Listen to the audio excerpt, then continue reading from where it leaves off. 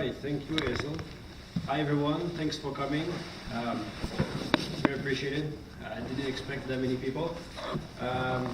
Like Hazel said, I'm doing canoe trips pretty much every year. Last year I've done a trip that it was different for me. I used to do lots of river trips with rapids and everything. This time I wanted to do a route. It's been in my mind since a couple of years. It's a difficult route because it involves 37 kilometers of portaging. I don't know if anyone here has canoed before in portage. It's a very difficult task. I did it on my own in a solo trip, so I wanted to just review what is the route exactly, because it's a very ancient route and it has lots of history to it, and then talk more about the trip itself, the route, and I will go down then to canoe building. I think it's doable to make canoes that are very light and very useful in a very cheap way. So we're going to talk about it a bit more at the end, and a little bit about tent making as well. All right, so the route I want to talk about is Route des Montagnais. Montagnais is a name given by the French when they got to America for the Innu people. So Naskapi, people from the coast of Quebec, they were found all in the coast over here. They used to travel north for many reasons. This is the main highway they were using to go to Labrador Plateau. They were going north during the fall, mainly to go hunt caribous. So, as many know, there's a herd on the George River. The herd used to be 400,000 heads. It's very sad to know that now it's about 15,000 caribous. It's going down a lot. And the herd used to go to do his migration like in kind of a circle. So people from the south would go in the fall to meet the caribous as far as George River. So that's the trip they used to do. And the route they were using is just amazing. They would go from sea level to 600 meter high by canoe, avoiding all rapids. It's just amazing. Even if you look at the map and you ask yourself, how would I do that trip? What would be the best way? It would be very difficult, but they found this way without any maps. The trails, they are still there. That's amazing. I wanted to do the route fully, but of course I didn't have the time to do it, so I decided to do the part that I found was the most amazing, which is going from the Labrador Plateau all the way down to sea level. So there's a railway going up, and that railway is amazing because it brings you with all your gear. It's very cheap, very efficient. So that's what I've done. I went to Sept-Îles, drop at Ashwaubenon Lake, and then going down the river. So how did I find about the route? Well, there's not much to be found about it. I read this book called Canoeing North into the Unknown, Record of River Travel. It's talking about the Moise River. It's a river, anyone knows about the Moise River? No? You should. It's amazing. It's a river flowing south from Sept-Îles. Probably one of the most beautiful rivers in the east, for sure. All right, so on the Moise, they say,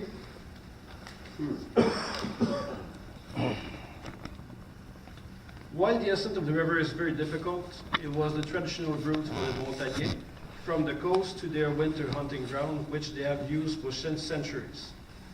A little further, they report in the 1950s, Romeo Regis, who met about 100 Montagnais in families in 18 to 19-foot canoes, made the traditional trip north into their hunting grounds for the last time before the opening of the railway. The railway was opened in the 50s, and since the railway is there, they don't use the route anymore.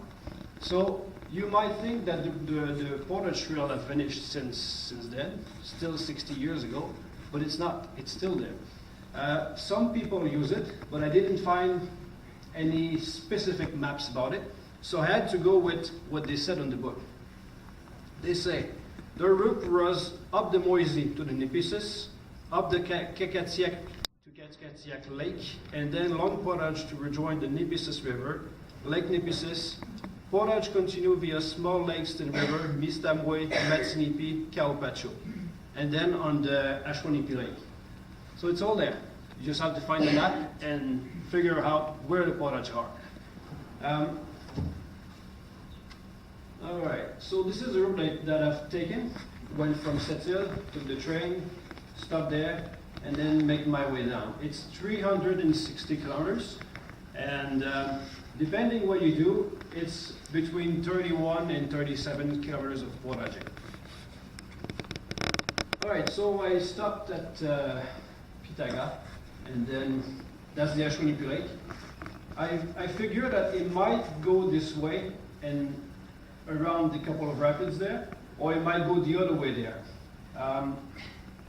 If you take the portage there, well, this is the route that I've taken. It took me 3 days, and then I hit the first portage. So this is my dog. You might ask why I bring a dog. It's good company, but it's also very good for portaging. Dogs are amazing. I put packs on the dog. He weighs 50 pounds, but I've put more than 25 pounds on the dog. And he does it really well. So that helps me to portage, of course. And my goal was to portage in 2 trips at first, and once I reached the longest portage, to do it in the second trip. All right, so of course you might think solo canoeing is dangerous. I think it is, of course. I don't recommend it. I think if you do it, it's because you have the knowledge to do it. So I don't going to claim this is safe. It is not. But if you take all the precautions to do it, I think it's totally doable and reasonably safe. One of the things that I think first when I'm traveling alone is that if I lose my canoe, I might be in deep trouble. So my philosophy is, if you think of all the worst case scenario you might encounter, and you have all the gear on yourself to face it, then you're good to go. So I think if I lose my canoe, the first thing I might need is communication. So I have on myself a case, and in my case I always have a satellite device, so I can text message and get a float plane if I need. I always have also a GPS on me.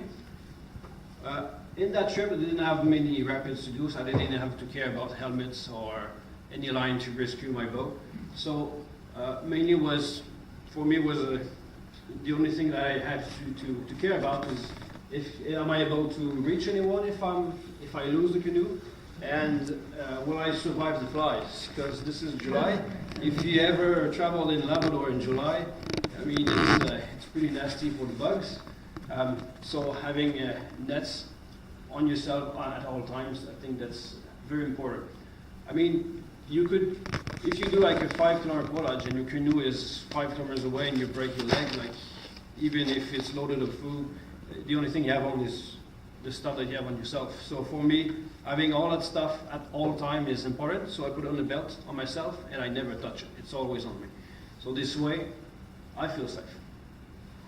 All right. So, well, this is Ashwanipi Lake.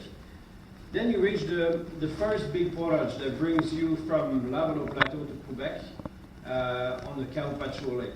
Kaupacho Lake is amazing. It's about 30 kilometers long, very wild. I haven't seen a single cabin there. I haven't seen any human signs. I really liked it. So this is what the trails look like. It's amazing to think that they use these trails for centuries, and it is still there. I found a couple of flag tags along the way, so people are traveling it. Who is traveling it, I'm not sure yet. Maybe hunters. I I think also people are using, with snowmobiles, they use these trails to travel from place to another. But I didn't see, of course, any canoeists during the summer. All right, so then it goes south to Calpacho River with a couple of small portages. Okay. I always carry a bug tent for cooking. In July, there's so many bugs, it's just very unpleasant if you just cook outside. Also to wash my clothes and wash everything. And the dog also, all the flies are getting in his hair, and if you take the dog in the tent, it's just, he releases all the flies that has himself. Not very pleasant. So I just leave the dog in his tent, go in mine, and everybody's happy. All right, so that's Calpacho Lake. The Calpacho River. So you see that's the Calpacho River. It's going down all the way to the Moise River. Moise River is over there. At the very end of the Calpacho, the river drops significantly. Impossible to pass. So native, except for Herman, who has done it a couple of years ago, I think 30 years ago. Okay. I wanted to avoid that route at any cost. It looks very, very difficult. So the natives used to go to, instead of going down the Calpacho, they just jumped to the river that was beside it, Metsinipi River. So the obvious route is to use lakes. Trails are still there, except on the first region where there was a forest fire, and everything is now gone. I found a couple of traces of people traveling. I'm not sure how old it is, but it looks pretty old. This is the Portage Trail. It's totally gone. And even in some places, all the dirt has burnt. So the only thing left is boulders. It's a bit dangerous. You have to go slow. All right. Oh yeah, something I might have mentioned. Metsinipi Lake is the last place where natives used to pole up. So they used to use poles to go up rivers. And the last place they had to pole was just before reaching Metsinipi Lake. Apparently at the end of the lake there, you should see about 300 poles in the lake. When they used to stop poles, they would put the poles in the mud inside, like at the bottom of the lake. When I reached that place, I wanted to search for the poles. It was really windy. I couldn't see much, but I searched for the poles. You might see a bit. Some people told me in the train that if it's a calm day, you might see hundreds of it. So I thought it was pretty amazing. I mean, it's at least 60 years old, right? Then the route is going from the Mistamoy River, is going down to the Nimbisis, and then big portages start up. This one here is 2 kilometers long, and that one is 2.7 long. I tried to reach the portage when it was late during the day or very early in the morning. The reason why is because when it's really, really warm, the dog can't handle it. It's too warm for him, too warm for me as well. When I got there, it was it was sunny, really warm, really hot, and I just put the dog in the water, and then he did the portages. But it was kind of scary. At some point, I was hoping that he would reach the end of the portage. It reaches the Nimbisis River. It's a very small river, really nice, lots of trouts, just amazing. So this is just on the last portage where it was really hot.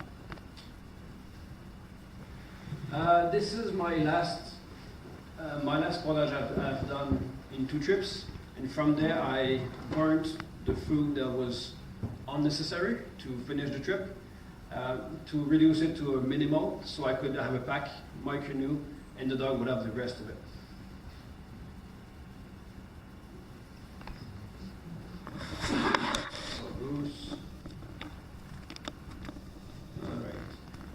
from there, Nipissas. So I'm going down the Nipissas, very small river, really nice, all the way down. And at the very end of the river, that's at 4 a.m. in the morning. Feel like it. Wolf tracks. Alright, so at the very end of the river, it reaches Nipissas Lake. And the portage goes on Kakatiak Lake, like they say in the book. That last one here is 5 kilometers long. That one here is 2, and that one is 3.5. And most of it is that the portage is going uphill. From there to there, there's about 250 meters high. It's just like going up like White Hills with your canoe. You're going up White Hills in the mud, with the flies, with the heat. It's very, very difficult. So I went up, I camped over there, and then the next day I was ready for the big long trip. That one there is going down about 400 meters, just like Marble Mountain, I would say. Okay. That's how natives used to travel up by portaging, right? They were avoiding rapids at any cost. So I thought it was amazing to think they found this place that was their way to go up while avoiding rapids. Once you reach that point, it's easier travel, except at the very end of the Moisey. There's a 9-kilometer portage if you want to avoid the canyon. This is what I wanted to do. Unfortunately, I made bad choices for my footwear. I decided to bring shoes instead of neoprene boots to save weight. And I got some injuries in one foot. And by that time, I thought I couldn't go further. I couldn't do the 9-kilometer portage. So I decided to take the train back a little bit further down. Once you reach the Nipissas River, it's very easy going, really nice. A small current brings you all the way down, about 100 kilometers long, to the Moisey River. It's very scenic, but you have the train, the railway beside you, so it's plus some pros and cons. All right. So